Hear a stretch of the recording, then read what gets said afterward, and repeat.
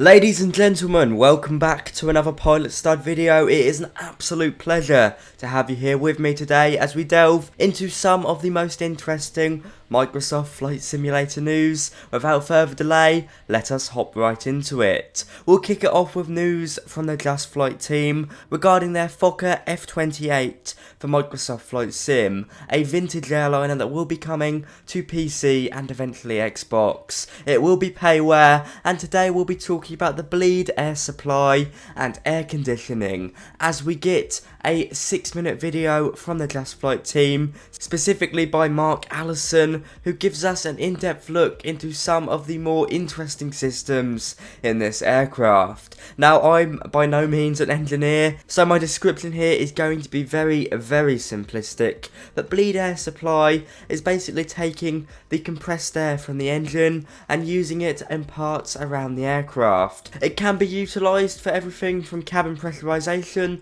to anti-icing. It's very useful, and many of you will have experience with it if you fly really any sort of high altitude aircraft that can really go above 10,000 feet, I guess. It's popular just because it's relatively simple. It makes sense. If there's pressurised air coming from the engines, that might as well be utilised for stuff that needs high pressure air. Anyway, as I've been previewing on the screen, the Just Flight team give an in-depth look into this part of the aircraft, and I have to say the Fokker F28 doesn't look too easy to utilise. If you thought the BAE 146 was difficult, it looks like this is going to be a slight step up. Saying that, I absolutely love the look of this cockpit. It's all analog and it looks very nice. We do get a little listen at sounds. Do have a listen. These are of course still work in progress.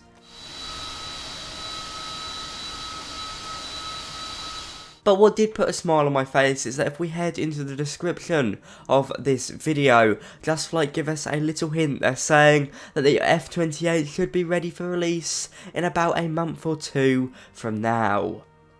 So we might even see it towards early April to the middle of June. An interesting aircraft. Of course, Fokker don't exist in real life anymore. They went bankrupt many years ago. And Just Flight are also working on the Fokker F70 and F100, which are slightly newer airliners, although very similar. Are you looking forward to the Fokker F28 Professional by Just Flight? Well, I definitely am. All in all, very nice. I'm very excited for it. It looks good.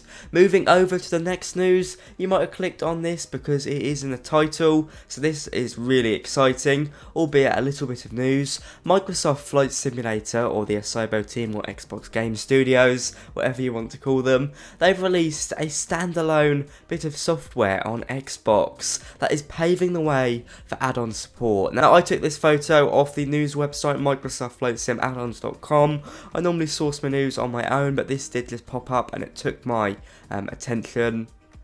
All it is a little bit of software that obviously paves the way for WASM support on Xbox. Please be aware, at the moment it doesn't do anything, but it does show that Microsoft Flight Simulator have addressed what was an incredibly significant hurdle, and hopefully when Sim Update 12 comes out, it will mean that Xbox finally get access to some of the best add-ons that have been available on PC for some time now. WASM support, standing for WebAssembly, in very simplistic terms, is basically a bit of code that allows individual bits of software to interact with each other. It caused a lot of issues on Xbox, but hopefully come Sim Update 12, and by the looks of it, with the release of this bit of software, the Asobo team have addressed it, which means we should be seeing the likes of the PMDG 737 on Xbox within the next few months. It's very exciting.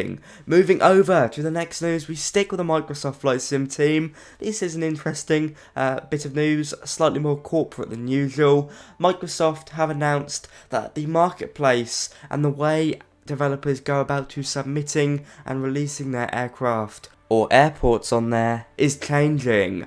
Microsoft are aiming to remove the current bottleneck, with Microsoft doing all the marketplace testing, and are basically giving more freedom to developers to certify their aircraft or airports. Now, of course, some caution here, certification is never a good thing, but it was quite clear that the current system isn't really working. A developer can send an add-on to a SOBO to Microsoft to get their product released on the marketplace, and they could be waiting up to weeks, even in some cases 3 or 4 months I believe it was. Of course, issues arise here when the products need to be updated. If there is an important update to address bug fixes, people who have bought via the marketplace have often been left completely isolated in the middle without access to updates that are very much needed.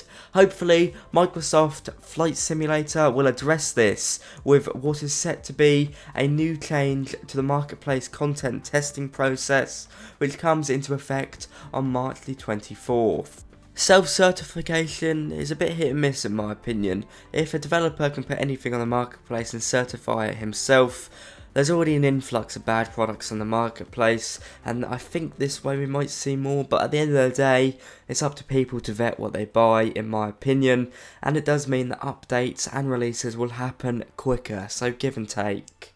So I guess we'll just see how it goes. You can read more about it on the FlightSimulator.com website. Finally, we've got 2 more bits of news. This time we're talking about FlightFX. They've announced the FSLTL Avanti II for Microsoft Flight Sim. This is a quirky aircraft. Some people think it's incredibly ugly. I sort of agree, but the truth is, this aircraft is incredibly economical, aerodynamically superior in many ways. It basically turns this thing into a propeller-driven rocket. Now, we've only got external previews so far and limited information on the level of detail and level of quality regarding this aircraft, but going off FlightFX, they've released the SF50 recently and the Honda Jet in the past. You can always expect a great level of quality with them. I'm a great fan of the H-Jet. I haven't tried out the SF50 Vision Jet 2 just yet, but if they keep up with it, I'm sure the FlightFX Avanti II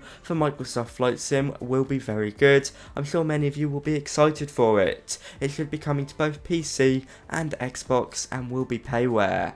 Finally, moving over to an interesting add-on. This time it's freeware. We're talking about FSLTL. Now, I confess I don't use this anymore. I stick with Just Flight's FS Traffic for the time being, but this is a fantastic freeware AI traffic solution for Microsoft Flight Simulator on PC. I know it definitely remains probably the most popular one out there, and they've now released an update that allows for Sim Update 12 beta compatibility for this add-on on Microsoft Flight Simulator. So if you were flying on the beta and realised that you weren't seeing much traffic, or if you were, it was slightly buggy, the FSLTL team have worked on it and released a Sim Update 12 beta update available now from the fly-by-wire installer. If you do have it, let me know how it is. I'm genuinely curious. On that note, guys, it's been a pleasure having you today. Be sure to like, comment and subscribe if you've enjoyed. It's been Brandon here from the Pilot Stud channel. Have a fantastic day wherever you are. Bye bye.